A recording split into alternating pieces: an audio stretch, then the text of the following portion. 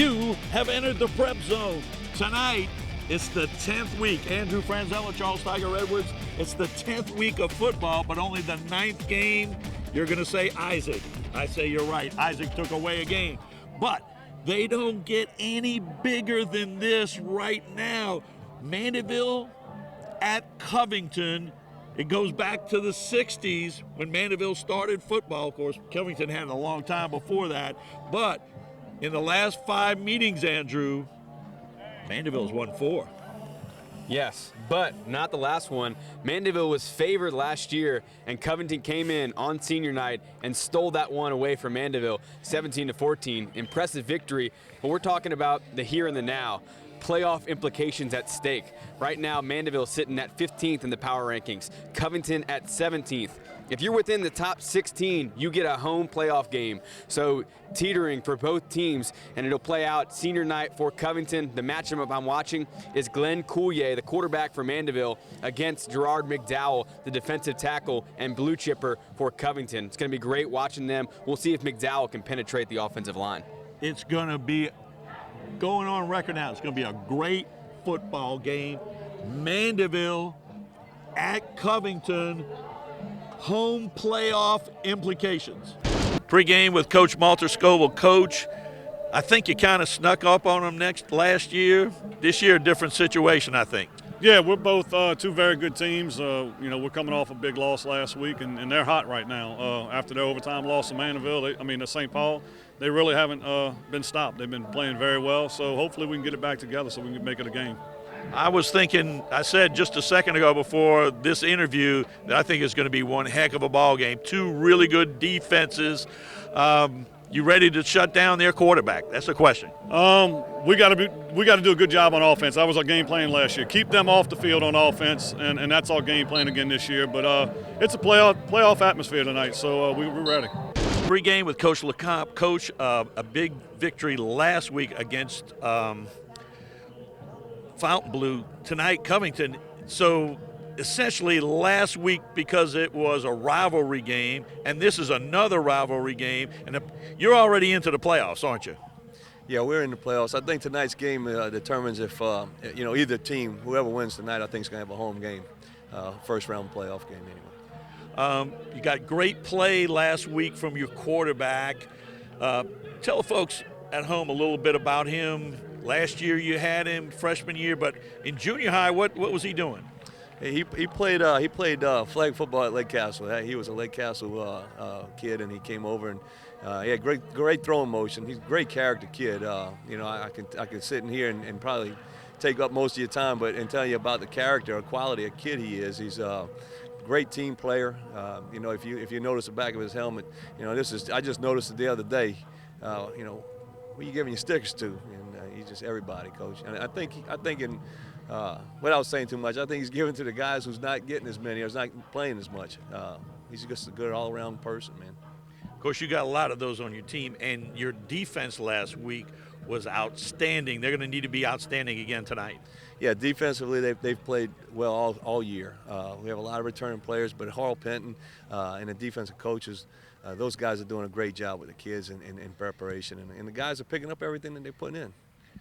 Last year, probably don't want to relive that because I think y'all were favored going into it, and Covington snuck one on you.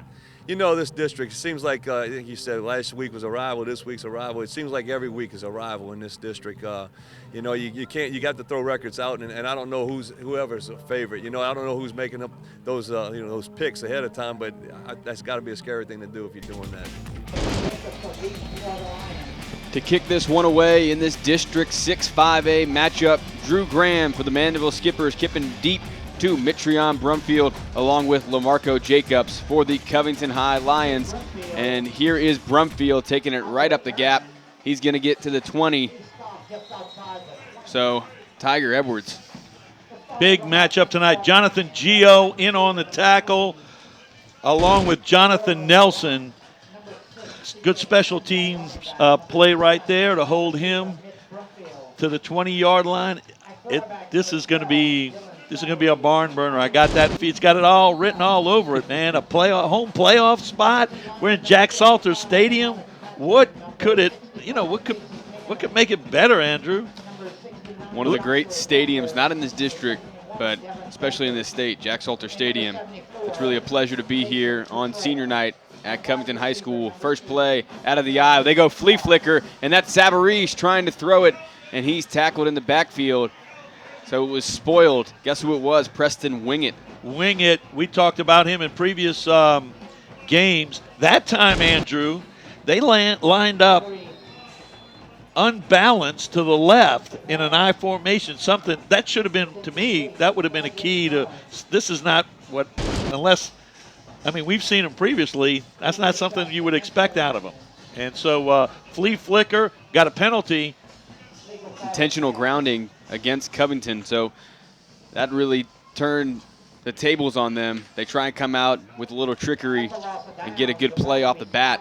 Now they're going to lose, looks like about 9 yards. Well, that is not the way that they want to start. They want to keep the home crowd in it. As you'll notice, they're all looking for the call. The call was signaled in from the sideline. I'm sure, just for you people at home, that the signals are probably the same signals. They just flip the plays each week, so you don't know exactly until you look down what the play is, and they'll call it out. There's a motion. It had to be motion. Yeah, it had to be something, and I don't see a flag on the field, which doesn't make much sense to me, but right there, that's Mitrion Brumfield on the carry. Mitchell making the tackle.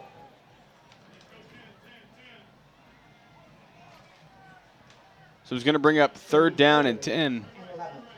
Tiger, there's no penalty there? You got me. We both looking for the flag. It didn't come. They got away with one, but they got some yards back, 3rd and 10. And 3rd down 11. They go empty backfield. 3 to the left, 2 to the right. Savarese looking left. Now he's going to toss it to the sideline. Has his man, and almost a great catch on that far sideline. Todd Primo on the breakup. Yeah, that was a situation where the back ran the little wheel route out and up the sideline, and they tried to hit that one. Yeah, that was C.J. Sims, the 5'6", 145-pound junior running back. Almost came up with the football, but 3 and out for Mandeville, and they're going to get the football back. Todd Primo, who just made a good play at the cornerback position, now going to return this punt.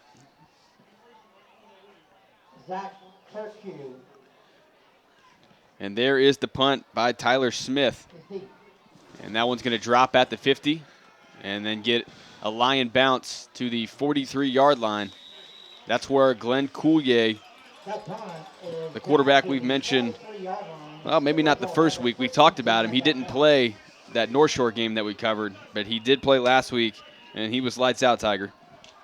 He was, and they're going to need him to be lights out tonight. Great field position here for the Skippers on their opening drive. Covington's Lost Sombrero Restaurant, where you eat and drink Mexican. Monday through Thursday, dining hours are 11 First down and 10 for Mandeville. They come out with 3 to the right. One here at the bottom of your screen. Coulier is in shotgun. They're going to look over to the sideline. That's number 27, Nate Van Horn, the running back in the backfield. Shouting audible as play clock runs down. Now Coulier drops way back. They're going to throw a screen pass right over the top, and boy, did they have some open field. That play opened up real well, but I want to bring you back to the beginning. As you saw everybody turn to the sideline, to the Mandeville sideline for the signals and everything, what happened there was Covington gave them one look, then they called the play, and then they gave them another look. So it's kind of a chess match right now. Offensive coordinator from Mandeville versus defensive coordinator. Who's going to try to outfox who? That play looked like it's set up good. They just didn't execute. Coulier. They go play action this time. He rolls out, has his man Zach Boudreau out there, and Boudreau is close to a first down. He stood up right around that marker, and we'll check in on that. But Boudreau has played very well the past 2 weeks that we've seen him. 6'1", 180-pound senior. Actually, that time Boudreaux was wide open in the flat. Tyler Smith, number 14, on the tackle. And it is going to be a first down, Tiger.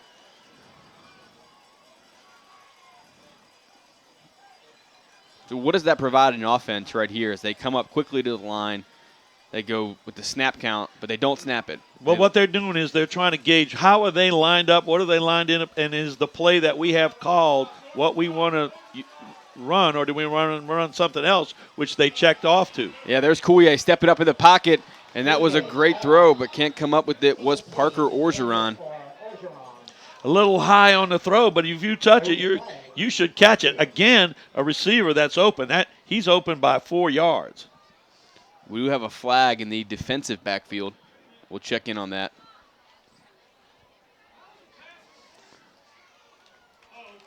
Illegal shift on Mandeville. Illegal shift is the call against the skippers. Be a 5 yards assessed against them. Pushing back 5 yards, going to be first down and 15. Both teams committing a penalty in their opening drive. You know, it's nerves. It's got to be nerves. You know, even though they've played 8 games going in here, this is a big game. You're going to have a guaranteed home playoff game if you win. So this is, in effect, a playoff game. There's Nate Van Horn trying to find a crease. Number 40, Chance Barney on the tackle, the 6'1", 210-pound junior.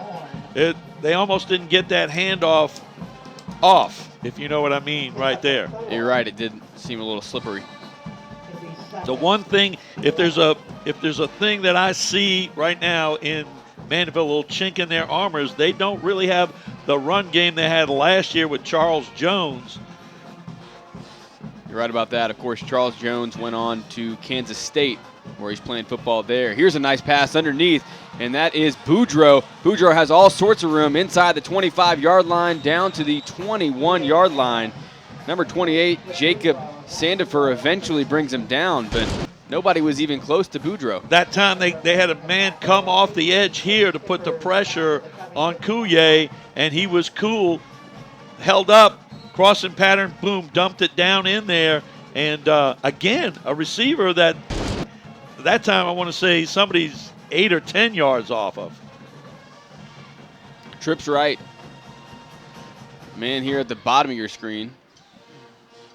And thus far on this drive, what we talked about earlier in the pregame matchup, Gerard McDowell has been neutralized.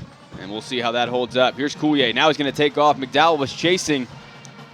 And Coulier is eventually run out of bounds, not before he's down to the 6-yard line. First and goal. Jacobs was on the tackle. 5'8", 160-pound junior. That is something that's just an extra weapon right there. If he tucks it and runs with them trying to cover everybody. One more person to account for. Heads up play there by Coulier. They spread him out from the 6-yard line. Trips to the right. Coulier, open rusher. They try and throw the screen, and Van Horn wasn't looking. That was a big rush that time, Andrew, and Coulier had another good call, I think, but he had to get rid of it so fast. No one blocked. One guy came untouched. When you're screen passing, you got to get a hand on the guy, then he slips by you, then you go off. They didn't have that happen. He came clean. Disrupted the play. Second down and goal. 2 in the backfield. Also back there is James Truding with Van Horn. They bring a man in motion. Coulier looking to his right. Now he comes back left, and a man wide open in the end zone. Guess who it is? The senior, Zach Boudreaux. Boudreaux, that's got to be 3 or 4 catches on this drive right here. And the opening series, even with a 5-yard penalty, Mandeville able to overcome it and basically sliced right through that defense in this first possession. Here's Drew Graham to tack on the extra point for the Mandeville Skippers on the road this week here at Jack Salter Stadium and trying to solidify their power rankings. They're sitting at 15, Covington at 17. Here is Graham. And that is good. So Mandeville showing off their potent offense. 8:29 left to go in this first quarter. Mandeville up 7-0 over Covington High School. Drew Graham to kick this one away. Brumfield back there with Jacobs. Brumfield's going to take it from his 5-yard line. Check that. That's not Brumfield coming around the end. That's number 24. Makes a great cut. Amir Terry, as Chase Hammett was on the tackle. So they switch out Brumfield and put in Terry and gives him a nice spark for this drive. Good field position for the Covington Lion offense. Of course, right now, Coach Scoble is wanting, you're down 7-0. Now, it's not panic time, but you'd sure like to answer that right here. That would be pretty good. We'll see Dylan Savarese on this second offensive possession. 5'11", 175-pound junior. They go pistol formation this time with Sims in the backfield. Nice play right there by Sims on the pitch. Makes a great cut and gets 7 or 8 yards. That was Mason Lemieux. Check that. That's Jonathan Nelson, number 32. 5'11", 180-pound senior on the tackle. They had that thing played, that option played real well right there, but no one got the pitch man. At least the first guy there missed the tackle, and he was able to get by. But I heard Coach Scoble screaming in there, somebody didn't block somebody. So second and 4. And Savarese now going to throw a little bubble screen out there to Sims. Sims makes a move. Tackled by Primo along with number 47, Jack Ingalls. And you mentioned Ingalls in the first 2 games, a player that stuck out to you defensively for Mandeville. He was all over the field in those games that we did, doing a great job. I will like to point out, though, that Mitrion Brumfield had a pretty good block on that play that was able to for the Lions to pick up that first down. Sometimes those wide receivers they don't get the credit only if it's the catch. Nice block by Brumfield. They try and go back to the bubble screen with Sims, so they're really using Sims as a weapon early. Are the Lions. On the tackle was Lemieux, number 35. But you mentioned Mitrion Brumfield. We did a game earlier in the season, Covington against Slidell, and Brumfield was really electric when you had him in space, and then he really had the breakaway speed. Yeah, I think they ran a jailbreak a couple of times, ran a jailbreak screen, and he, like you said, he was electric. That time they were able to get Sims on the linebacker, picked up good yardage, going to bring up 2nd down and 4. Yeah, that was 2nd and 4. It's going to drop him back 5 yards. That is something interesting that you note, matching up Sims with a linebacker. Mandeville plays that 3-5-3 defense, so to speak. And it'll be interesting to see how Mandeville's athletes can match up with Brumfield and Sims and their speed. They're trying that. What you saw in that previous play is, like you said, getting that player in space one-on-one and hoping that they can make a move. 2nd down and 9, Savarese with Sims in motion. They fake it to Sims. And now Savarese going to throw deep down the middle and has a man, but it's going to be short. That was Chase Hammett on the coverage. Looked like number 2. He had a man there. I think he uncorked that. The adrenaline got a little bit too much. He went over the top, intended for Cordova Laurent. Going to bring up 3rd down. One thing I've noticed right away is that apparently neither team wants to invest much time in the running game. Yeah, that's true, and we'll see how that plays out for Covington. That's one thing we've seen with Mandeville. Go ahead.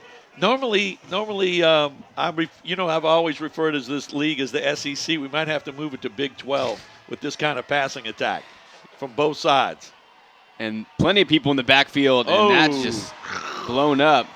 That was Amir Terry on the carry, but he didn't have a shot. I think that was Hammond, along with Lemieux. And so here we go again. Mandeville's going to get the football back, and Covington, like you said, they didn't answer. No, they didn't. And that time the defense, everybody was coming. The blitz was on, and they tried to run the ball to no avail. Punting is Tyler Smith standing back there, Todd Primo. Punt right down the middle, and Primo is dangerously close. Now he backs off, and great roll and good punt from Tyler Smith. That's going to drop at the 13-yard line. The field position not nearly as good as that first drive when they had it on the 43. This time they're starting on the 13. Well, they've flipped the field, even though Covington really didn't drive very far. They're able to flip the field on them, and it's going to make it that much more difficult. They'll have to go 87 this time. They're 4 wide with Truding in the backfield. Truding's 5'11", 195-pound junior running back. That's one thing they do. Running back by committee does Mandeville. And here's Truding getting the ball right up the gut. And he gets about 4 or 5 yards. On the tackle was number 51, Isaiah Carter, 5'10", 205-pound sophomore. Well, of course, I mentioned that they've given up on the running game, and the first thing they do is run the football. Nice run right there, because that picked up about 5. So if you can get some of that steady, nothing wrong with that. Trips left, single receiver to the top of your screen. There's Coulier. Coulier is going to keep it this time, and he'll try and cut it back out. That was a great tackle right there by number 51, Carter, once more. Ogeron trying to block there for Coulier. He tried to make a move, and nothing doing that time. 3rd down and 4. This could be a big stop right here for the Covington High defense and their mentality.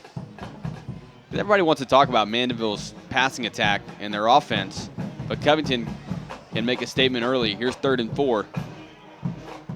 Coulier. Play action. Free rusher stands in and can't make the throw. Intended receiver Kyle Pellegrini.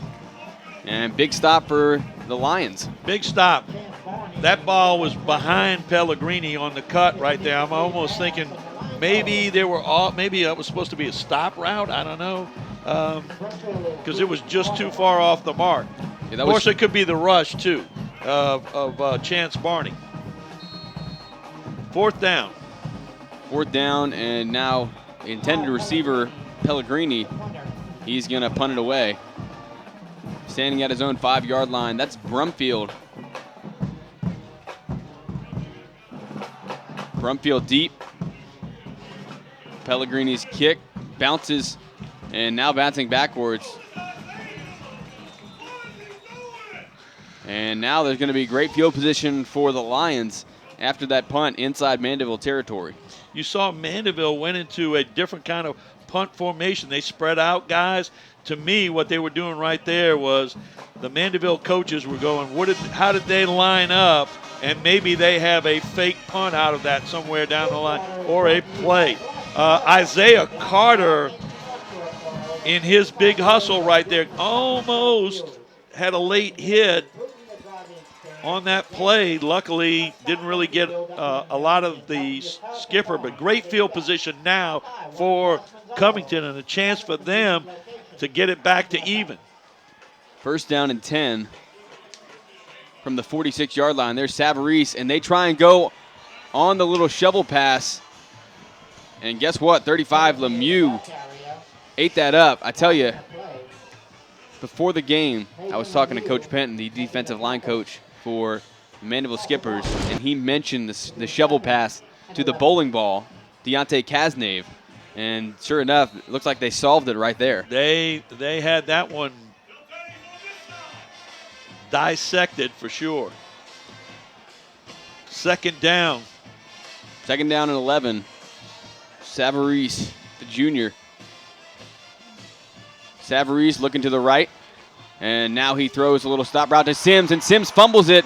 And are they going to say that is a live ball?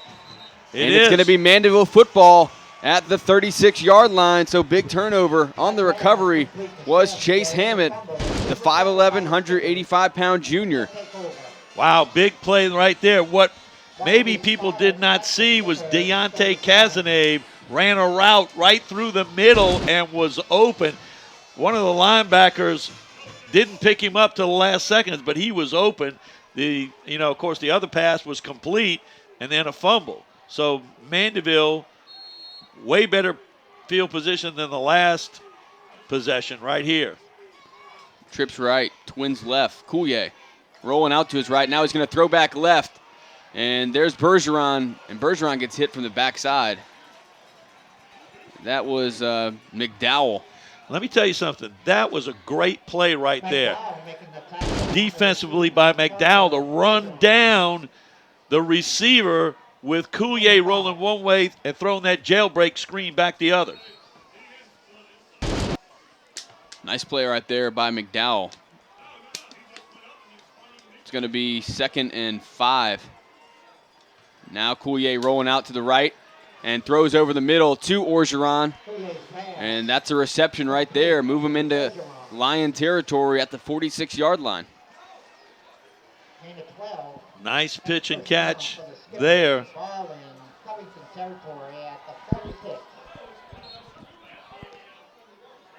So they hurry up to the line. Now they're looking to the sideline, and Coach Guy LeCompte, along with Coach Paul Pye. Both of them signaling, but only one of them's for real. Trips left. They hand it off this time, and that's going to be taken down in the backfield. That was number 40, Barney.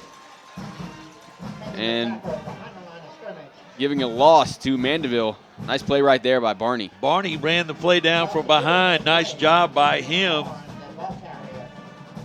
2nd down and 12 now for Mandeville. Both teams having real trouble with that running game that I've said that they've kind of given up on. It's true. Play clock under 10 seconds. Down to 5-4. Now Coulier gets it off. He's looking right. And now he's going to try and tuck in and run, and taken down by McDowell. Yes. And there's the player right there, the blue chipper for Covington. Great play. Just got off of his block, and when Coulier stepped up in the pocket, he collapsed the pocket on him. So good play by McDowell. And obviously one of the two, that was both of the marquee players you highlighted in the opening. And that's the first meeting of the court, so to speak, of the royalty on the field. Van Horn back there with Coulier. Coulier. Now he's going to roll out to his right, trying to throw on the run to Pellegrini. That's incomplete. It's going to bring up 4th down, and the Skippers are going to have to punt. That time he had to scramble out to his right and deliver that ball. Sandifer on the coverage down there, and that ball a little bit behind the intended receiver, so it'll bring up 4th down. I think the Lions have made a great adjustment defensively. That first drive, Coulier came out, and it was, bang, bang. Skippers were in the end zone, but now they've got him a little uncomfortable in the pocket. Low snap. Now Pellegrini's just going to get it off, and it's going to be a bad punt. It's going to land at the 30, but then take a skipper bounce down to the 16-yard line, where the Lions will take over with 4.3 seconds left to go in this first quarter. Well, the Skippers had a turnover and was not able to take care of, not able to use that opportunity to better their score. So Covington defense now, as you said, has kind of figured out what to do. It's been a little back and forth now here since the opening drive by the Skippers for a score. Last play of the first quarter, Savarese hands it off to Sims, and that's going to do it for us Mandeville will take the lead into the second quarter after the tackle by McKay and West. They're up 7-0 over the Covington Lions. Let's go to the second. Now to start the second quarter, it's going to be 2nd and 10 with trips to the right. And they bring Sims in motion, and now Savarese goes over the middle. Nice pass right there, and that's complete. Brought down by Matt Nungesser, number 22. Well, and on the reception was number 80 for the Lions. That's Jeremy Haar. Well, nice play action fake. That froze everybody that time, and Savarese delivered that one on the money.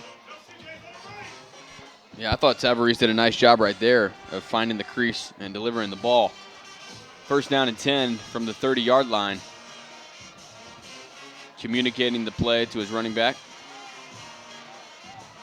Savarese, now they try and go to Sims, and Sims is taken down hard by Patrick West, the 6'2", 230-pound senior. I don't know if you noticed on that play, but Sims came back in motion, and he tossed the ball to him. He did not hand off. He tossed it to him so that if he were to fumble the ball, it would be an incomplete pass. 2nd down and 9. This time, looks like West is standing up. And now Savarese steps up in the pocket and delivers it out there to Sims. Sims makes a cut, but nothing doing. That was Jack Ingalls on the tackle. Great open field tackle right there by Ingalls. He didn't let Sims get up ahead of steam where he could start juking him. He just dumped him right there in that spot. 3rd down, 9. Yeah, Sims has gotten a pretty heavy workload here early.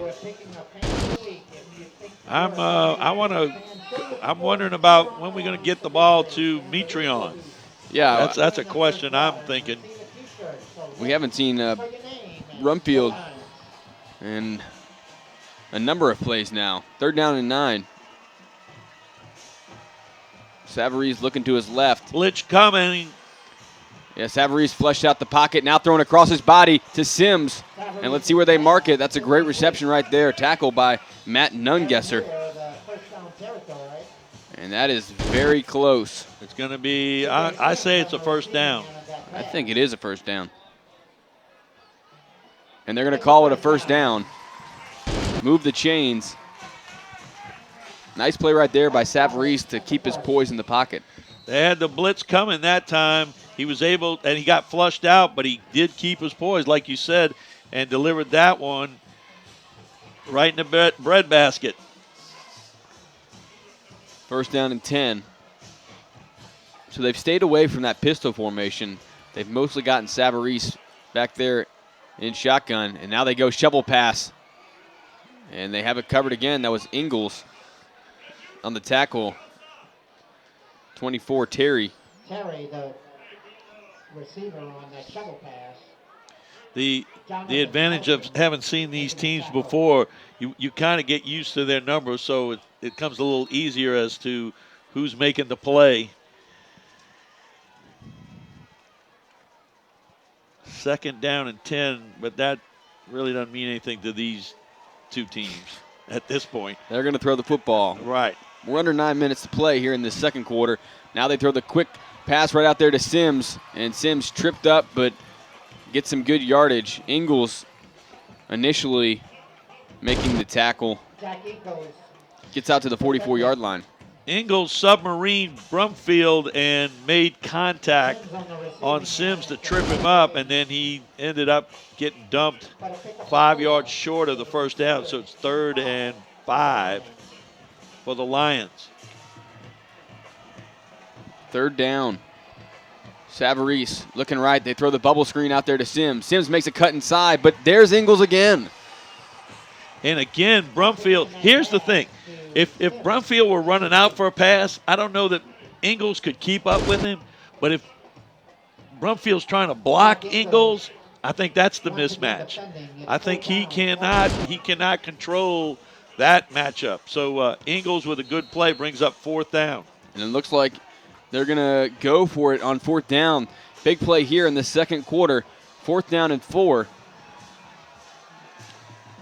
Twins to the left for Savarese.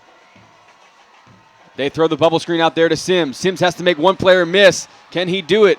And he does. Sims gets the first down for the Lions. How about that? He made 2 players miss, Ingalls and Primo. Jonathan Nelson eventually making the tackle on Sims. That was almost like, let's throw it out there and, hey, Sims, go get us a first down. Well, it's exactly what it was. Again, that time, the distance between Sims and Ingalls was just too far for him to be able, and he got up a little, he got a little head of steam and was able to juke him. Sims again in the slot. And now they're going to try and go over the middle, which they do. Nice play right there. So here's Savarese making some throws. Lemieux on the tackle with Haar making the reception, number 80. I got to tell you right now, I think Covington has the skipper defense befuddled at this point. There's some pretty good play calling going on over here. I think you're right. The play calling is what's making you tick to some degree. Here's Savarese, and now they're going to throw the bubble screen out there. Ingalls gets blocked, and there's Sims making a nice cut and tries to make another one. That's a situation. Look, here's my we're going old coach theory. Run it till they stop it, and they're not showing that they can stop it at this point. Mandeville. Yeah, I mean, it's interesting. On one side of the field, they'll have that little in route for Haar, and they'll throw it there. But then on the other side of the field, they'll have Sims, and he'll run almost a bubble every time. He's in the left slot right here, and he's going to run the same exact route. And there's West coming in there. DeLawrence Johnson tries to get him. He can't pull him down. Savarese still on his feet, and he's eventually going to get sacked right there. Preston Wingett, the middle linebacker, pulls him down. Making the tackle. But they're running that same route with Sims every time. It's almost like he's a check down for Savarese. Yes. And, well, actually, at first he's the intended receiver. In that play, he's obviously was the check down. To me, they should have gone back to him. They're getting enough drop out of the Mandeville linebackers that they should drop it off. 2nd down and 11. Sims not in the slot this time. Oh, that's not good. They're going to lose 5 yards. Legal procedure is the call right on the field. It'll be 2nd down at 16 for the Lions. 5:21 left to go in the second quarter. They are using some serious clock, and I see Coulier over there. He's sitting on the bench. Oh, that's one way to shut him down, keep him on the bench. So, and that's what Coach Scoble was saying during my interview. The best defense is going to be keeping our offense on the field. Savarese. Now they throw the bubble, but this time they go to Brumfield, and Brumfield drops it. And that's incomplete. It's going to bring up 3rd down and long.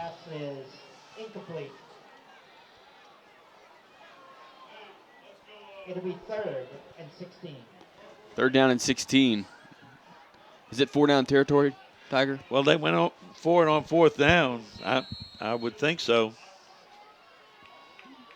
Unless they just don't want to turn the ball over right there. But I don't. I got to say, yeah, I tell you what, the clock's been a-running, hasn't it?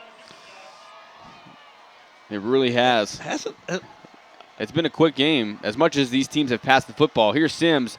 Now they're going to fake it that he goes back. Sims makes a great play and eventually pulled down. It's going to bring up 4th down and 9 on the tackle.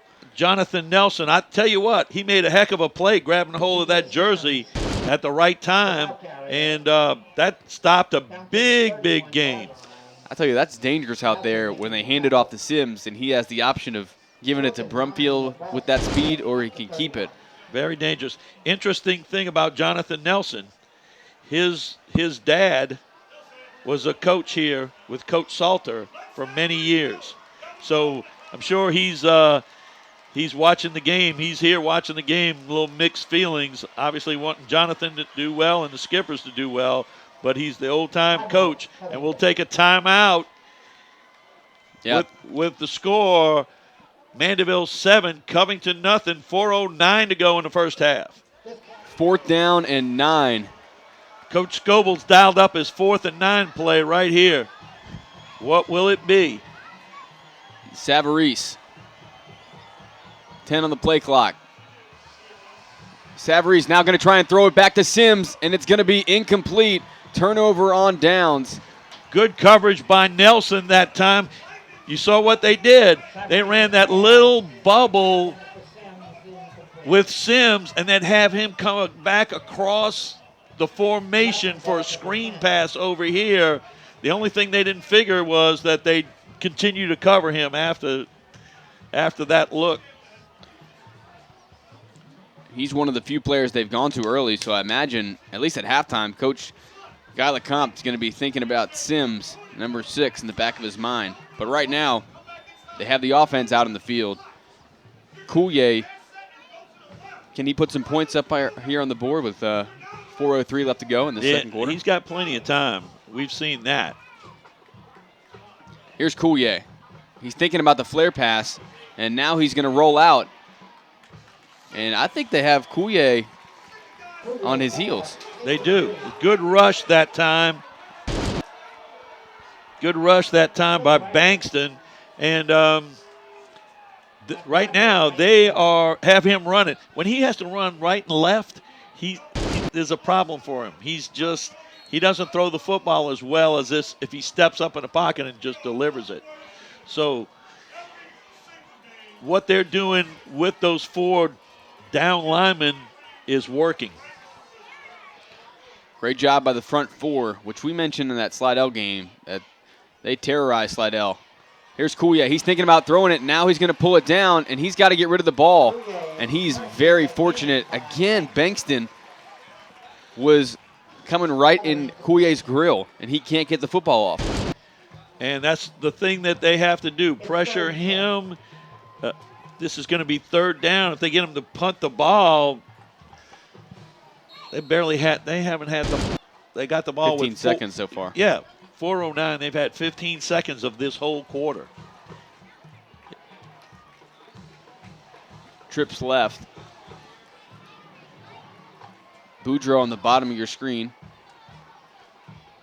Coulier thinking about it. All sorts of time now. Now he's going to throw over the middle and has a man right there. And that looks like number 82, Sam Scansey, the 6 foot, 170-pound senior. Brister eventually pulls him down. Scansey came across the entire field to get that one. That time they didn't get to him. You can't give him that much time. See what he'll do? Boom, complete pass. Great point. Out to the 49-yard line of Covington. So now they're in Covington territory with 3:36 left to go in the second quarter. Trips left. Boudreaux at the bottom of your screen.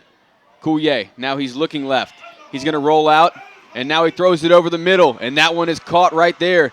And moving back, that's Pellegrini on the reception down to the 30-yard line. So it seems like they had him pinned, and 2 plays, bang, bang, they're already at the 30-yard line of Covington. Better job that time when he was sprinting out of turning the shoulders and completing that pass. Tackle by Jacob Sandifer on the play. 1st down, 10. Skippers now. I think you're right. When they give him that time, he's lethal from the pocket. Coulier. Now they move Truding in motion. Covington was a little confused as they throw it right to Truding.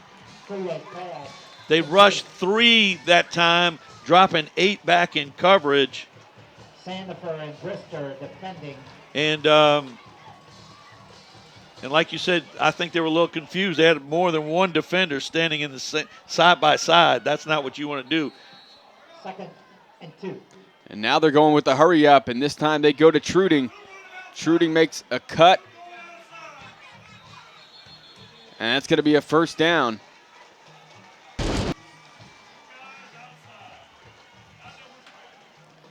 Here we go. Looks like Coach LeCompte's turning up the intensity. Well, I think that's a good idea. Don't let them get a chance to get set up, get going. Coulier. Now they go really quick. They go back to Truding, and 2 yards right there, move him down to the 15-yard line. And they're also using that clock. We're now looking at 2 minutes to go in this first half. Now under 2 minutes. It's 2nd and 8. Twins right, twins left. Truding in the backfield. Coulier communicating with his offensive line.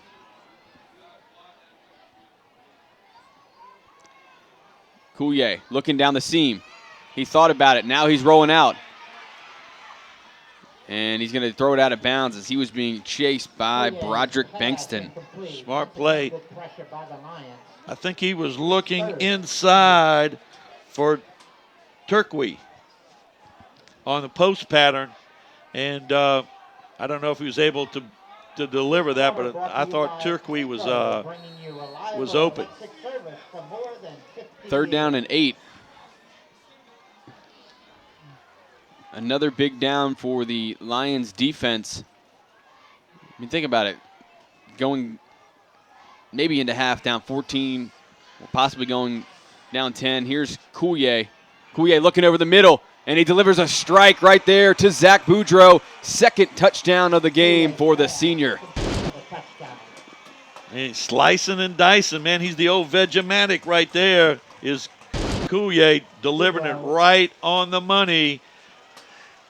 And I think the key to that drive was that Coach LeCompte hurried up the process. When you do that, I think before there was, I'm making an adjustment, you make an adjustment. And they were making the right calls at that point. Speeding up the process put Covington back on their heels. Graham for the extra point. That was close. Yeah, but it's going to be true.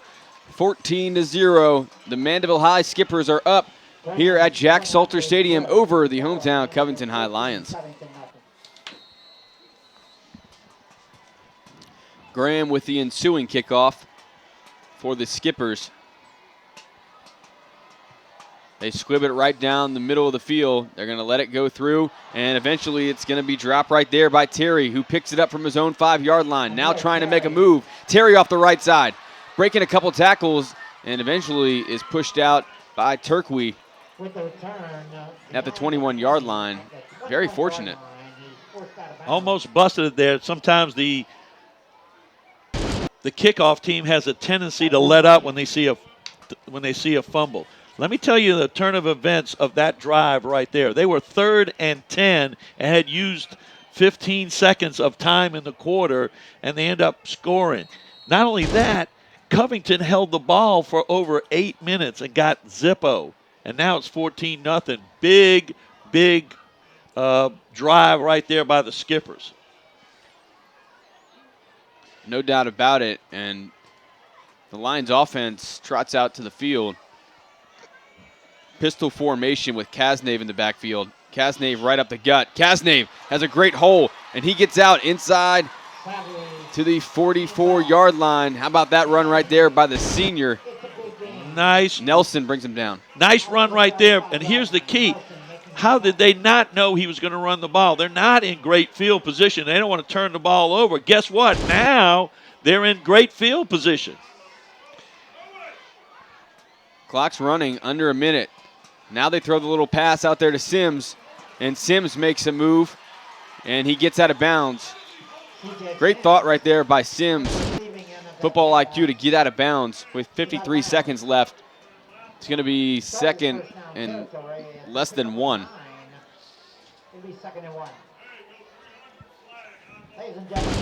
Again, if they're not going to cover that play, you just keep going back to it. Yeah, they're nickel and diming them. Right. Well, they'll go out there. And now they're thinking about it. Savarese rolls out. Now they try to throw An out route. They were looking for Har. Incomplete. Basically, I think the adjustment they're going to make is put Ingalls on Sims. Point blank. Let everybody run by them. Which what he does is Ingalls drops back into a zone situation, but once the player clears him, he's got to come up to cover Sims.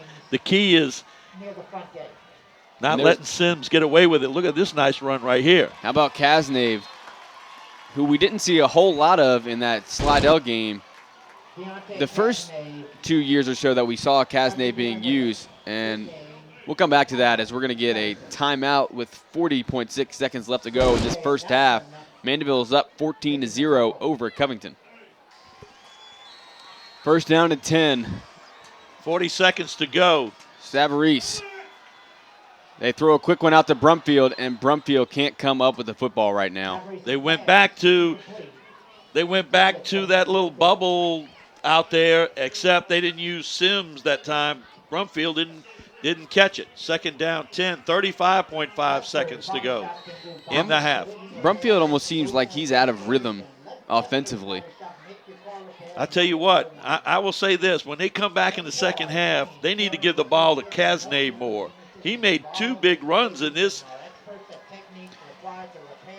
Savarese. Now they're trying to run the throwback, and they get it complete inside the 30-yard line. That was to number 18, Rhett Crouch. Lemieux takes him down, and it's going to be close to a first down, but it's going to bring up third.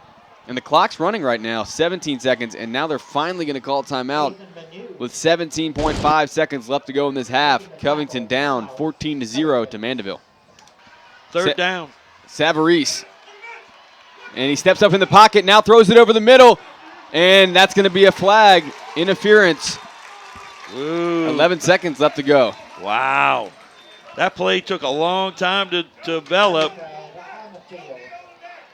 You know, I didn't see his backhand, but that'll be a 15-yard, or half the distance to the goal, I got to think, right? Here at the 32. No, not the 32, it's at the 27. It's going to push him down to the 13-yard line regardless. First down and 10, but the big key is 11 seconds to go, and Covington, it's crucial for them to get points. Can't make a mistake, get tackled in bounds here. Here's Savarese. Savarese rolling out to his right. He's got pressure from the backside. Now he's going to pull it and run, and he's not going to get any points because he stayed in bounds, and that's how our first half is going to end as Mandeville goes in with a 14-0 lead over the hometown Covington High Lions. Good evening, ladies and gentlemen, and welcome to tonight's halftime entertainment. This evening, the Mandeville High School Skipper Band performs music from this year's award-winning competition show, Spartacus. We begin the show with the dramatic third movement called Varinia, proudly featuring horn soloist Joshua Costa and trumpet soloist Zach Heil. We move into the rousing climactic movement, I Am Spartacus. And now, under the field direction of drum majors Clayton Bataclan and Gabrielle Gilbert, here's the 2012 Skipper Band.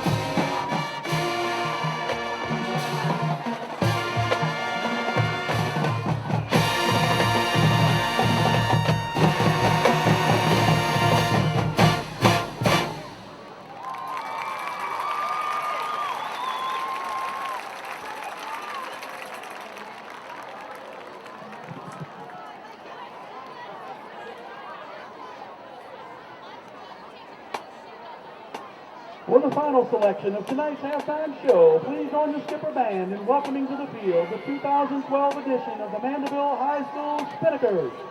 Tonight, the Spinnakers will be performing to the 1986 hip-hop classic from Cameo, Word Up!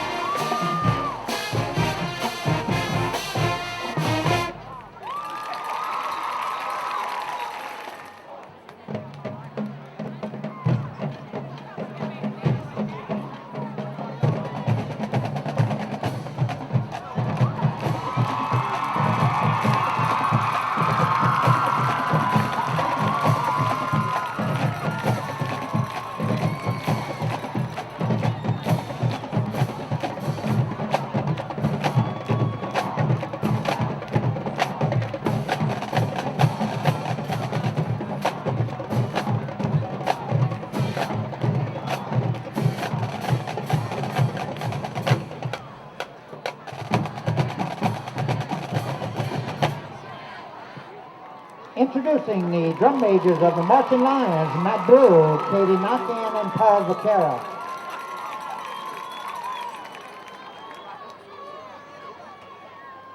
And now presenting the Covington High School Marching Lion Band and Golden Silks. The captain of the Golden Silks flag team is Allison Gillette, and co-captain is Caitlin Fry, and the sergeant is Kayla Trial Hartley.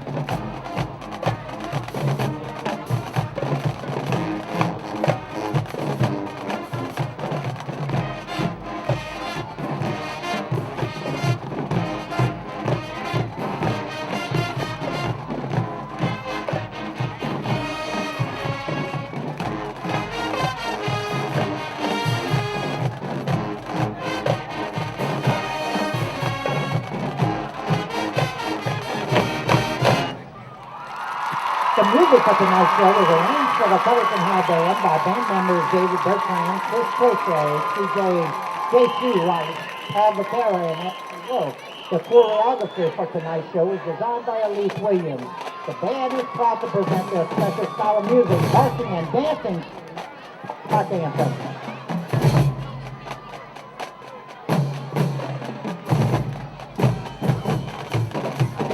Join the band is Covington's own Dancing Darlings. The captain of the Darlings is Elise Benazak. The co-captain is Kristen Bridges. And the lieutenants are Renee Broussard and April Randazza.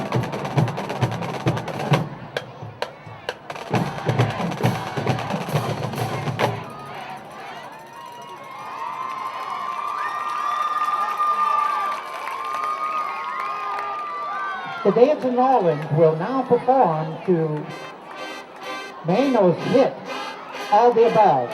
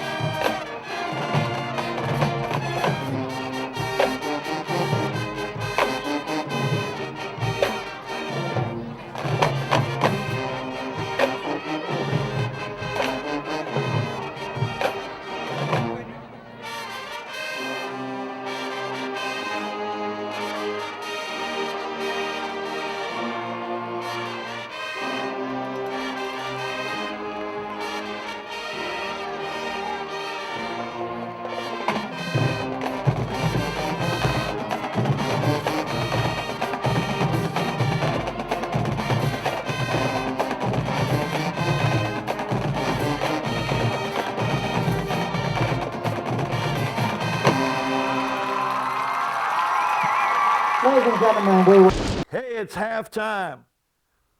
Guess what? It's the play of the week from last week's game. Offensively, we're going to look at a play from Glenn Coulier, the Mandeville quarterback, to wide receiver Zach Boudreau, his favorite target. 35-yard touchdown that put the Skippers up 28-0. Pretty much sealed the deal at that point. But what you got to watch is Zach Boudreau's second effort to get it in the end zone. But they're just not, it's not happening. You'd think they'd have some, that Fontainebleau would be, would be trying to rush the passer and all this stuff. Now it's 2nd down and 8. Coulier looking to his right. Time, throws it off his back foot, and is caught by Boudreau. Boudreau still on his feet. The senior on senior night, Zach Boudreau. What a catch and what a finish. I'm almost speechless right there because off balance, Coulier unloads that one. Boudreau makes a great catch, but it was the yards after the catch that made that special. Hey, pretty good effort there by Boudreau, wouldn't you say? But guess what? A better effort might have been the Mandeville defense.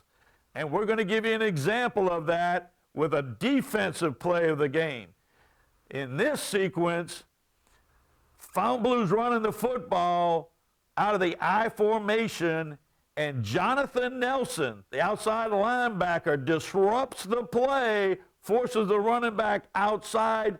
Jack Ingalls, Jonathan Gio, clean it up. Big defensive stop.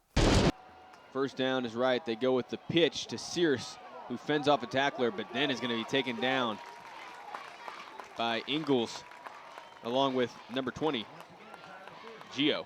Gio, nice force play from his position, just comes up and levels the running back for a big loss. Defense, awesome for the Mandeville Skippers, but they got offense and they got defense. Second half coming up. To get this one away for the second half, Paul Meyer kicks it, and that's over on the left side of the field, over in no man's land. And now just having to follow on it is number 7, Zachary Turquoise. That worked out for Covington right there as they went into, as our spotter, Bruce Cothran, the famous Bruce Cothran, calls it the pool rack, and it worked out in their favor. So a long distance for Mandeville to go to start the second half. Starting from their 14-yard line, and I want your thoughts about the first half after this play. Here's Coulier in the backfield with Van Horn. Twins left and twins right. Now they back off and they give it to Van Horn, who's stuffed right there, number 75, Hunter Toomer, 5'9", 275-pound junior defensive tackle. Nice play right there. Tiger, what are your initial thoughts about that first half? The thing that sticks out of the two or three things that stick out in my mind. Number one, first possession, Coulier sliced and diced the Skippers down the field and into the end zone. Covington figured that out, and then late, with 4.3 seconds to go in the first quarter, they took over the ball and kept it till 4:09 in the fourth quarter. Here's Coulier. Coulier looking down the seam.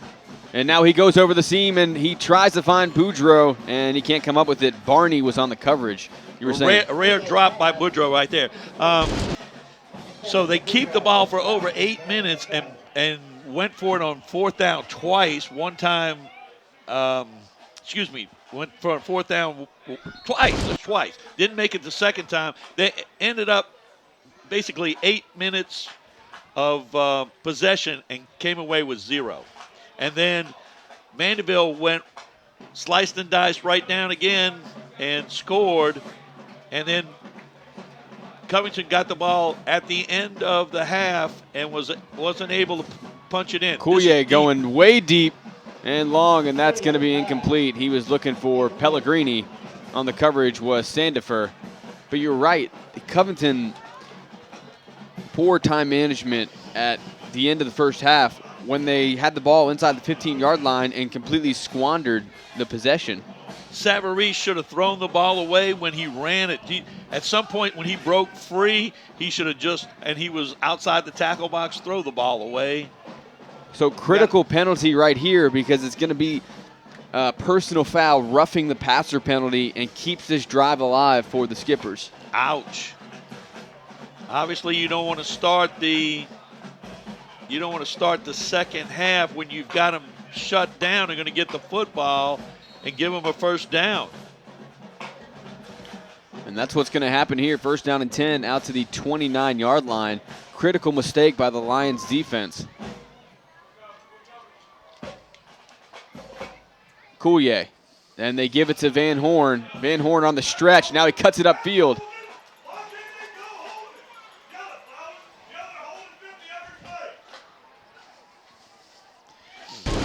Good job that time of stretching it out, turning it up, and pick up a 9. I think it's the longest run by Mandeville this evening. I think so. Second down and 1. I mean, it puts him in a great position for Coulier to have a lot of options on second down and third down where he can throw the football if they can get that running game going. And also, it's great moving forward. Here's Coulier, trips left.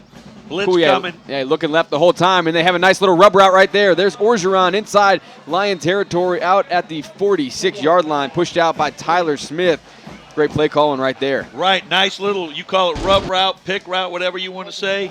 Completed it, put it right on the number. That's what I like about Coulier. He stood in there in the face of the blitz, delivered the football, first down across midfield, and the Skippers are on the move.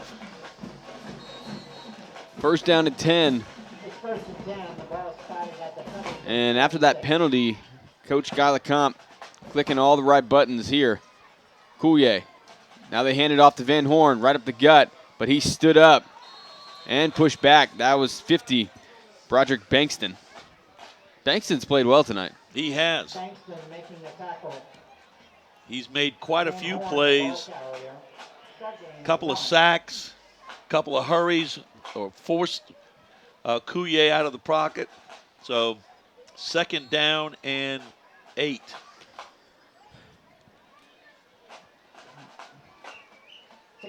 Two left, two right for Coulier. Coulier, now he's rolling out, and Boudreaux is there. Good coverage. Coulier's pass complete to Boudreaux.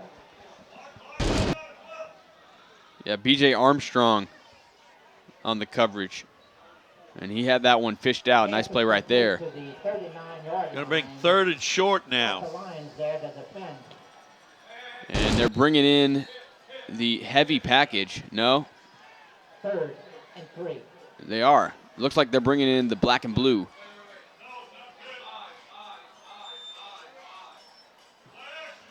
All right, not exactly. But they do have a heavy package in there. Two tights. Coulier handed off to Van Horn. And, you know, I know you're Mandeville, they spread it out so much, and they almost outwit themselves when they try to run the ball. I absolutely agree with you. I agree with you because all McDowell came around the outside of the tight end and made the tackle. So, yeah, to me, 3rd and 3, or really it's 3rd and 4, was not a heavy package run situation. I mean, yeah, you've had one run of more than 4 yards, basically. And that was 9 yards, you're right. Here's the punt, another low snap. And again, this time Pellegrini able to get it off. Fair catch. Nice catch indeed by number 10 for the Lions. And that's going to be Andrew Breland. And that's where the Lions will take over offensively, trying to regroup and make a nice defensive stand.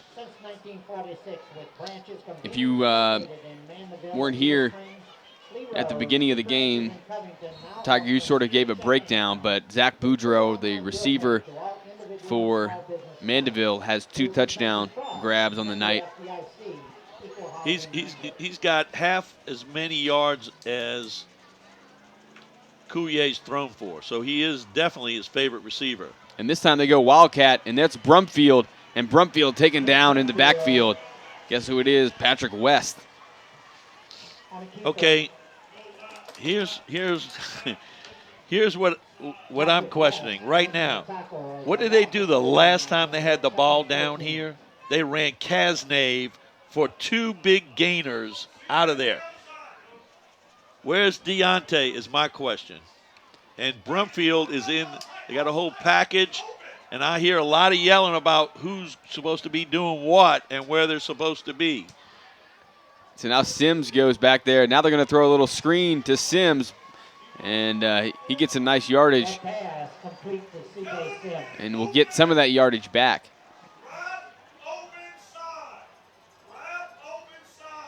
Third down and 9.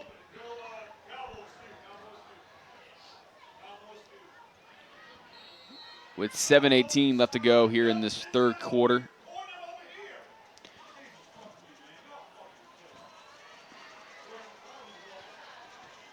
Brumfield still at quarterback, and this time he's going to go on the draw, and he's not going anywhere. 4th down.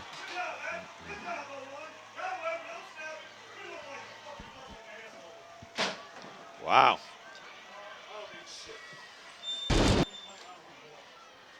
On the tackle, Lombardo. So 4th down, Tyler, what do you think? Were they trying to mix it up a little bit by putting Brumfield back there? Or I think they were trying to get a whole different look since they were back under the shadow of their goal. And I don't know. I got a question mark on that, a big one. Don't know. Here's the punt. Primo. And the punt, that's going to be great field position for the Skippers as the punt goes out there at the 41-yard line. Now he's still walking it up, now to the 39. Great field position now for the Skippers. This quarter brought to you by Circle D Trailer and Lawn Equipment. Stop by and visit Larry Clemens. I just wonder sometimes, do what you do best and try to stay within yourself that way. That's kind of my philosophy. Do what you do best. Make the other team stop you from there. Don't try to fake people out. Yeah, like Mandeville spreading the football out. Here we go, Coulier. They hand it off this time. There's Truding. North and south. 1st down. Biggest run of the ball game for Mandeville. Stop eventually made by Breland. That's what they need to do. If they ran that earlier for 9, this time they got more than 9. Truding, the ball carrier. 1st down and 10. Truding to Coulier's left. And Coulier is now going to go on the quarterback draw. And he's being chased from behind, but he's easily going to get a 1st down to the 10-yard line. So Coulier doing it all, but there's going to be a penalty on the back end. Sandifer on the tackle. Wow, what a good play by Coulier. That time it was quarterback draw up the middle. He saw that closed in and he ducked out around it. But then we're going to have a holding call, it appears. That'll be a pretty big call after a nice gain right there from Coulier. That's an 18-yard gain. It might be nullified. That's a dead ball foul, personal foul. Dead ball, personal foul. So will remain 1st down. Ball will now be spotted at the. Okay, so they gave him 18 yards and then marked it back 15. So net of 3. Net of 3, but a 1st down. So a bad penalty in one respect that you lost yardage, but at least you still have 1st down. They try and draw him off sides. Now they're going to look to the sideline. Coach LeCompte at the top of your screen. You like to say he's the master of the spread. He is the master. Coulier looking to his right. Flush out the pocket. Now makes a throw to Boudreaux. Boudreaux now getting downfield, makes a cut, and eventually slips at the 13-yard line. But that's going to be another 1st down. Keep the chains moving for the Skippers. Zach Boudreaux has a great way of finding himself open. Andrew Breland makes the tackle, but Boudreaux just gets open. He's not fast. He's not overly fast. He is a big target, but he just finds a way to get open. It seems like every time I call Boudreaux's name, nobody's by him. I'm always saying, there's Boudreaux, and he's got space. We'll see. He's got 2 touchdowns already tonight. Maybe he makes it the hat trick. Here's Coulier. Play action. Now they throw the bubble to Boudreaux. Boudreaux inside the 10-yard line, inside the 5-yard line, and they're going to mark him down. The jailbreak screen right there, Tiger. One of your favorites. Yeah, one of my favorites. So they brought it inside, and he broke a couple of tackles. Brister finally brought him down at the 5-yard line, but Skipper's knocking on the door here. See, I like this right here where they're keeping it spread and allowing Coulier to also use his feet from the pocket. 2nd down and 1. Remember that North Shore game? It was from this distance. It was a 1st down, but they went to the black and blue where they have 3 in the backfield, and they ran it 3 times. Nothing doing. Nothing doing. Stay with what you do best. Coulier. Now Coulier is going to use his feet, and he's going to get a 1st down. let's see if they stay spread out. Carter making the tackle. First and goal at the 1 yard line. Down at the Carter brought him down. We got a timeout by the official. Peyton Holmes coming to the sideline. Officials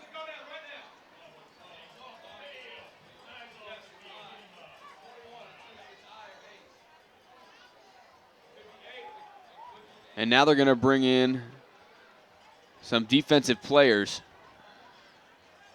on the offensive. They're going to go with your heavy package.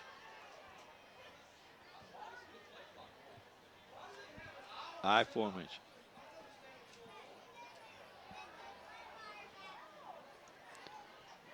And now the referee is going to Start the clock. Yeah, start the clock. I don't know what that holdup was all about. Odd.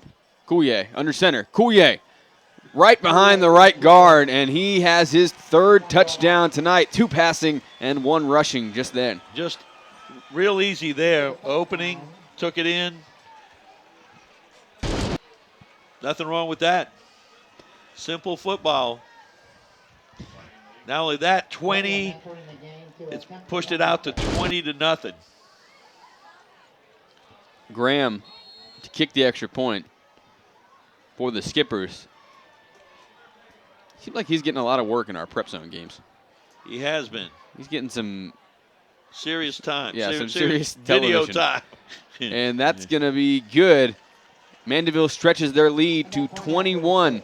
It's 21-0. The Skippers over the Covington High Lions here at Jack Salter Stadium on senior night. 3:50 to go in the 3rd quarter. Ensuing kickoff from Graham.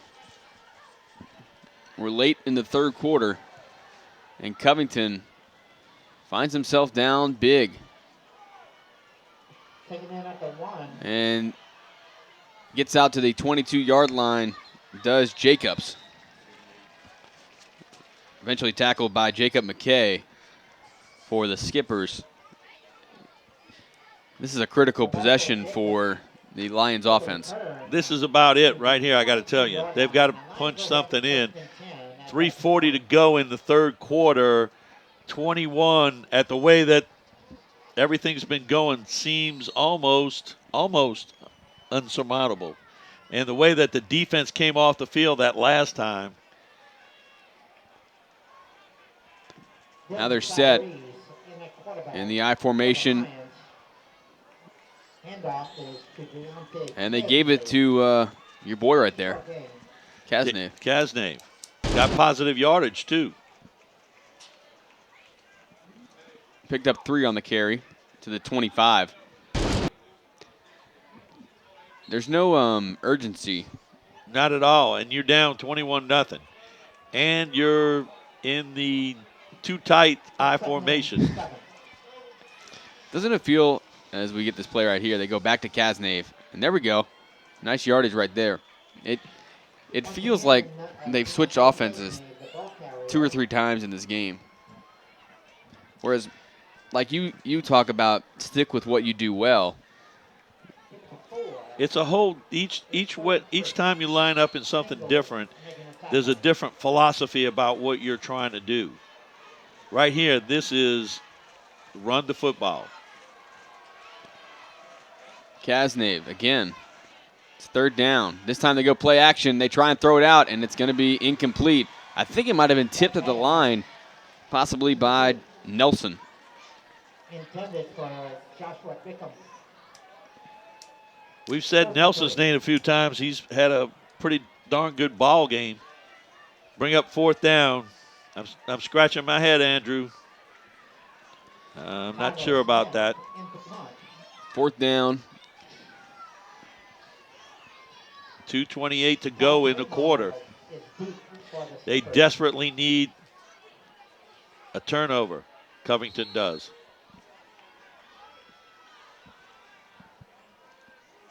Primo standing deep at his own 37-yard line.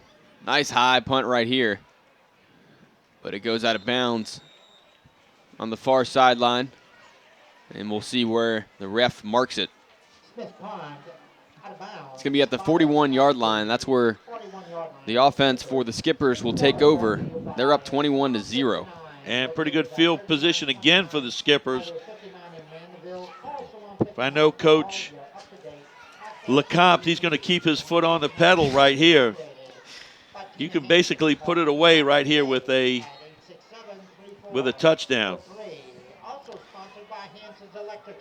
Joe Starkey, the defensive back turn running back, is he's back there with Coulier. We saw him last week. He made a nice play. We'll see. Yeah, they do try to go to him, and they get Starkey, and they get him going, and he tries to make a cut, and that's the second or third time I've seen a player slip tonight. Well, you know what I always say it is, the dreaded turf monster. That play was going to break open possibly big right there. And it got 6 yards. And they've called the screen three times that I can recall that the play was going to be big, but the most they got was that right there, 6. That's a good point. Van Horn is in the backfield now. Trips left. They give it to Van Horn off that left side, and he's trying to cut it up the field. And he's going to get 2 yards. It's going to bring up 3rd down and 2. Most importantly, they're using clock. We're under 1:20 to play in this third quarter. Yeah, that play, at some point, you got to cut it up and get as much yardage as you can. And sometimes you need to just tuck it up and run. 3rd and 2. Under a minute to play. 10 seconds on the play clock. Coulier looking to the sideline. They bring a man in motion. Snap, high snap, but he gets it down. It's going to be close. I don't think he got it. That was Chance Barney shooting the gap and making a nice tackle. I don't think he got it either. But I think they're going to, no, they won't measure. It'll bring up 4th down. Can't you see Coach LeCompte going for this? I actually, to be honest with you, don't see why he wouldn't. But he'll punt it just to be safe. Punt it down because that's good. Defensively, Mandeville has played well. Maybe that's part of the strategy for kicking it. Here's Sims waiting inside his own 20-yard line. And the play clock was running out, and then for some reason they reset it. I don't understand why, but we're going to the fourth quarter. It's 21-0. Mandeville is up over Covington. See you in the fourth. 4th down. They are going to punt it. Of course, last week we saw Guy LeCompte run a punt fake. Sure did. Not happening this week. Nope. Look at this high rainmaker. And Sims fumbles it. Sims fumbled the football, and Todd Primo jumps on top of it. And that's a backbreaker, Tiger. Wow. Man. I almost felt like it was even with us. Jack Salter Stadium, we always laugh about how high the press box is. I almost felt like that punt was even with us. That ball, where we're sitting, that ball went up over our video monitor, it seemed like. That is an unfortunate break for the Lions. And it sends the offense back on the field for the Skippers. Coach Guy LeCompte has to like that. They're going to go under center with Truding in the backfield. They're going to run the outside zone to the right. Oh, left. Play action pass. Good play. Coulier. Under rush. Wow. Greater play right there. How about that play? 51, Isaiah Carter, the sophomore, just dragging Coulier back. I mean, that's a huge loss. He was the guy that was over the tight end that went out in the flat. And never stayed right on his track to get to the quarterback. Never gave up on the play. So it's 2nd down and Lacombe. It's reoccurring. It's a reoccurring theme. It won't leave us. It's a reoccurring theme. Coulier. See if he can mop up some of this lost yardage. Now they're going to run the quarterback draw. And Coulier has the speed. He gets to the second level. And Coulier gets all of it back and gets a first down. Wow. That is the danger of Glenn Coulier right there. That is the danger of that young man. He can step up and run. My first initial thought was quarterback draw. You know, I want to see Coulier throw the football. And Coach got the comp. He pushed the right button, and Coulier. He said, why? Why? Man. Let's see if we can get it back another way. Wow. Almost a 25-plus yard gain. Incredible. First down and 10 from the 12-yard line. You got to think he's looking for Boudreaux on that top of your screen. Blitz. Oh, great call. They went back to the screen pass. Yeah. They look for Truding right there, and Knight caught him from behind. And it just seems like they're almost breaking it, but right. They're dialed into what the other team's doing. It's just simply the execution. Second down from the 6-yard line. Second down and 4. Although that wasn't a bad pickup. No. Truding in the backfield. And here's Truding off the right side, and he'll get inside the 5-yard line. I don't think he's going to pick up the first down. It's going to bring up third down. We're under 9:40 to go in this fourth quarter. That was Barney on the tackle, and a touchdown would all but put it away for the Skippers.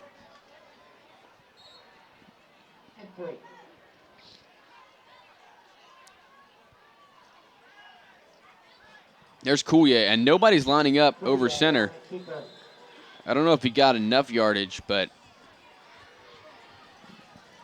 let's see. Now they're going to trot Graham out there. Yeah, it's going to be fourth down, and Graham's going to have to kick it from the right hash.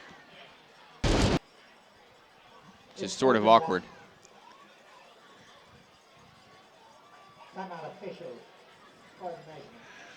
Well, we're going to have a measurement here, Andrew. That's looking pretty close from. Of course, we have a bad angle here, so it's hard to tell, but it's looking close.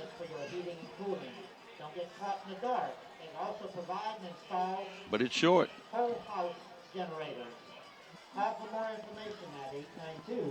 They just keep going. Oh yeah. Well, wait a minute. No, it wasn't looking close. At first, it was looking about a yard off. Yeah, I thought they got it by a yard, and then they kept stretching that chain. Well, the way they had it right next to a yard marker, that little white.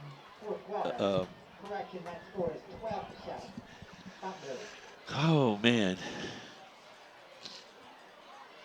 it's unseasonably warm tonight, Andrew. There was mosquitoes out there, as big as hawks. November 2nd, 2012. And there's Graham. Does he sneak it in? He does. He does. 3 more points on the board for the Skippers. They're up 24-0 over the Covington Lions. 8:43 left to go in the fourth quarter. And the Mandeville fight song marches on. Drew Graham from the 40-yard line. And they kick it right there to one of the upbacks. It's going to going down at the 38. Bordelon, Austin Bordelon came up with the football. First and 10 for the Lions. And I got to say, this week as I was thinking about this football game, I never would have envisioned 24-0 in the fourth quarter. No way, Andrew, no way. Back under center, they give it to Kasnave. And they tried to go with the option game right there. They give it to the fullback. Jonathan Nelson making the tackle. A nice pickup, but that's 1, 2, 3, 4 yards. Second down and 6, but aren't we behind by 24 points? I guess they gave up on the bubble screen. It did them well in the first half. And now they fake it to Kasnave. West is right there in the pocket, and he went for the strip. Savarese holds on to the football, but wow. Making that initial hit, number 31, Vincent Lombardo. Lombardo also in on the tackle. I think I'd credit West with the sack, though. It'll be 3rd down and 9. We're under 8 minutes to play, and this Covington Lions team, all right, this game's over, Tiger, but they got to start looking ahead in some sense to next week. I'm not liking the body language from this team. You could see a little bit of the wind come out of their sails. And there's a timeout? No, there's not a timeout. The wind came out of their sails when body language-wise, for me, when I saw them kind of walk off the field after it became 21-0. 3rd down and 9. They rush 4. There's Lombardo coming from behind. And nice play right there by Lombardo. It's going to force 4th down. Defending number 31, Vincent Lombardo. Nice play right there from Lombardo. It's 4th and 9. 7:09 left to go in this 4th quarter. Mandeville's going to get the football back. Primo inside the 30-yard line. Paul Meyer into punt. And I don't know what happened there.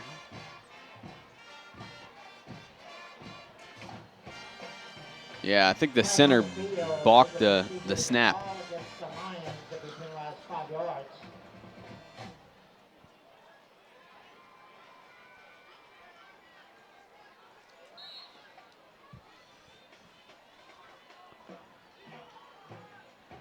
And we'll try it one more time.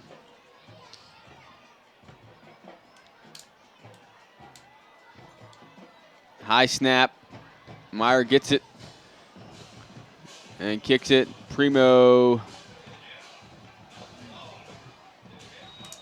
He called for the fair catch and lets it fly. And now we're going to get Zach Berrient out on the football field. Coulier, he's taking a rest for the night. And Berrient, who we saw torch North Shore in a game 2 weeks ago, played a little bit last week against Fontainebleau. I think actually played that entire second half. Now he gets his shot. Yeah, I mean, smart thing to do. Give Coulier a break. He's done a great job. I'm liking more and more what I'm seeing out of that junior signal caller, Coulier. They give it off the inside, and there's all sorts of room. I think this is Starkey, and Starkey has so much grass, he gets down to the 21-yard line. Joe Starkey, the converted defensive back, eventually taken down by George Brister. There was a lot of green grass for Starkey. I bet he hadn't seen much of that in the day. And you can see he was like really trying to explode in there. And, wow. But that's going to happen late in the game when, let's face it, that Covington defense has been on the field a lot in the second half.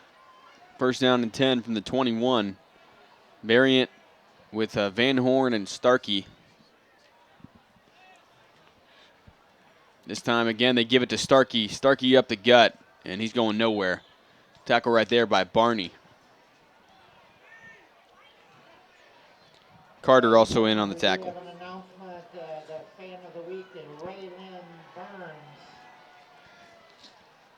2nd down and 9. Well, this victory here is going to be huge for Mandeville. They would have won. They've won now 5 out of the last 6 years. And I would say this, a series that was dominated early and often by Covington has found a way. Look at this Van Horn. Look at Van Horn. Van Horn in there for the touchdown. Another 6 points for Mandeville, and this Jack Salter Stadium crowd is stunned as the visiting side, the Skippers, their crowd is they're going crazy.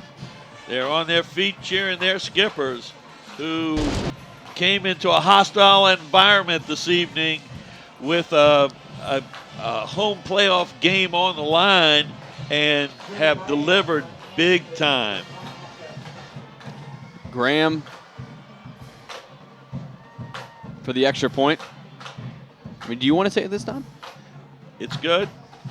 Graham's out there again. Graham, is that what again. Yeah. All right. 5:27 left to go in the fourth quarter. 31-0. Mandeville all over Covington. Drew Graham to kick this one away. And they're going to squib it right down the middle. Eventually taken at the 15-yard line by Terry, who then goes backwards. And Coach Scoble's not going to like that. That just kind of encapsulates some of what the game is. Covington's kind of gone backwards. Yeah. I want to say one thing. You know, as many times as you said the name Drew Graham, do not think about trying to extend your contract for some extra hamburgers plain like you like them for saying Drew Graham's name over 100 times in a season, okay? I'd like another plain hamburger. It reminds me of Friday night. Third season in the prep zone, Tiger. It's a good place to be, huh? It's been a fun ride. That's for certain. First down at 10. Savarese. Oh, that's going nowhere. I think that's Kasnave. McKay ate it up. I'm not sure in blocking that play right there that some of those people were headed in the right direction.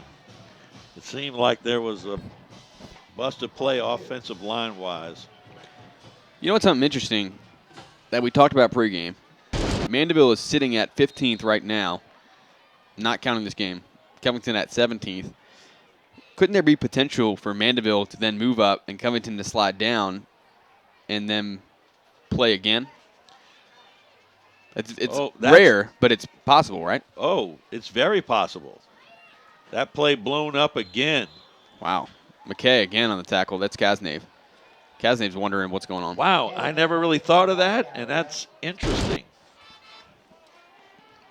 That is very interesting. And something for Mandeville, you see both of these teams have lost to St. Paul's, and the other loss for Covington is against Warren Easton. But the other loss for Mandeville is against Catholic of Baton Rouge. And Catholic of Baton Rouge is sitting at 5, I think, right now in the power rankings. So it's a quote-unquote good loss for Mandeville. There's Kasnave running hard. Ingles with the tackle. It's going to bring up fourth down. But so they're 14 and 20. Is that what you said? Right now they're 15 and 17. Okay, 15 and 17. But if one moves up and one slides down, we could be looking at a potential rematch. Exactly. We could be back.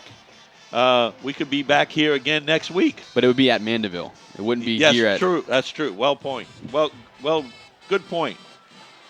Well taken by me. And after this punt, let's talk a little playoff football. There's Meyer. Nice punt at that time. Here's Primo. And Primo comes up with it. I think looking forward, how do you feel the playoffs shaping up for this Mandeville team and this Covington team?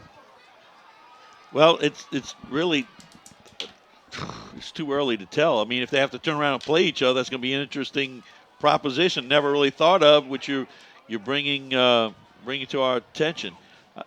Here's the thing. I think Mandeville has a little something left over from that magic that they had last year. I think there's a carryover into this season, and they're used to playing in the playoffs. I think that gives them a little bit of an advantage. They went deep. They went to the semifinals. That's as deep as they've ever been, ever. And now Coach LeCompte has set up a certain standard here. Win, number one, make the playoffs, number two, and get farther along as far along as you can, and that seems to be a big carryover into this season. And he's pushing all the right buttons and finding the right people. So depending on how it breaks out as far as who they're matched up against, I think it looks good. Yeah, I think there's no doubt about it.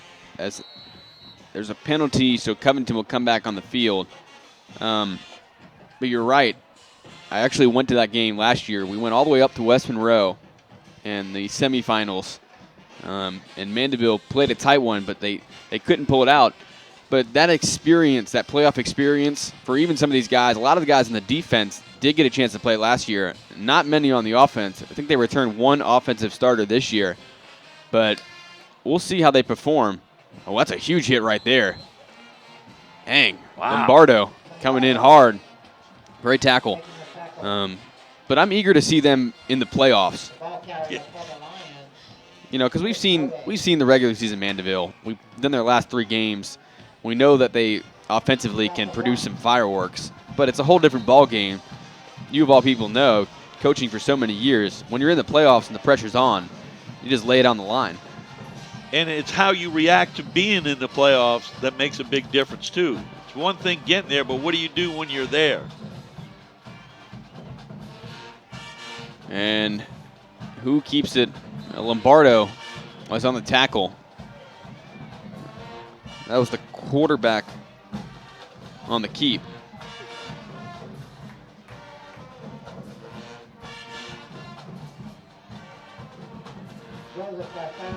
What do you feel about this Covington team?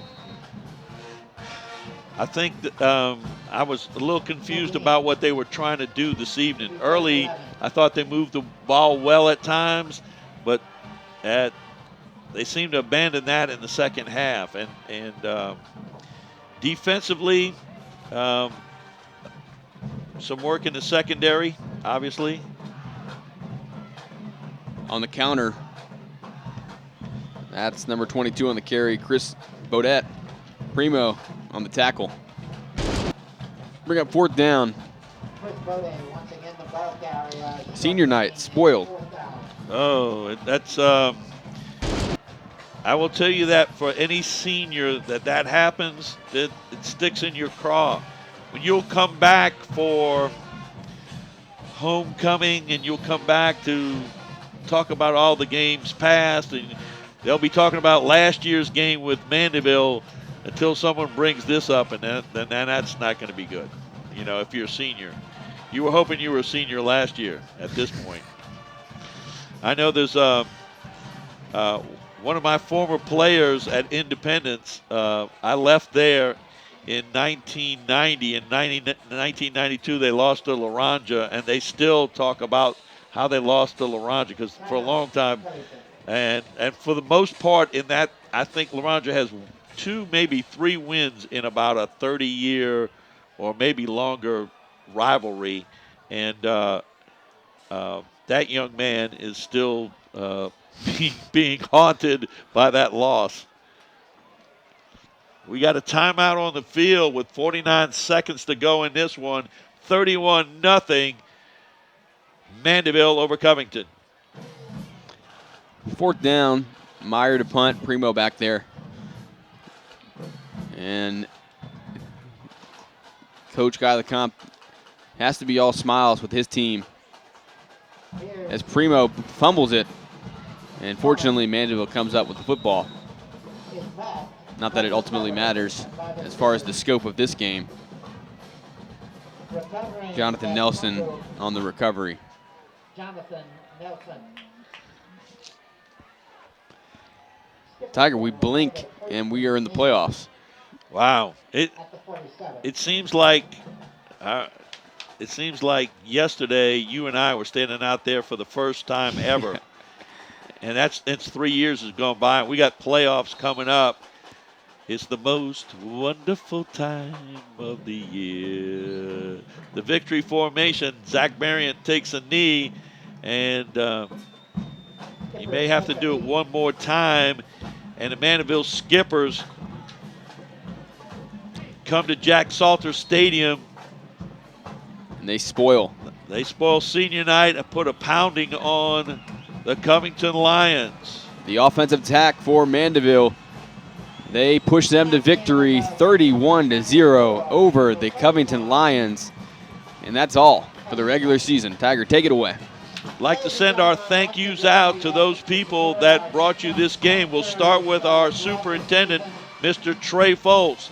Our director of broadcasting, Dr. Melody Swang. Tonight, sideline camera, Covington High graduate, Rhett is Sharp. Main camera, the coordinator and editor and cameraman, Dave the Rave Williams.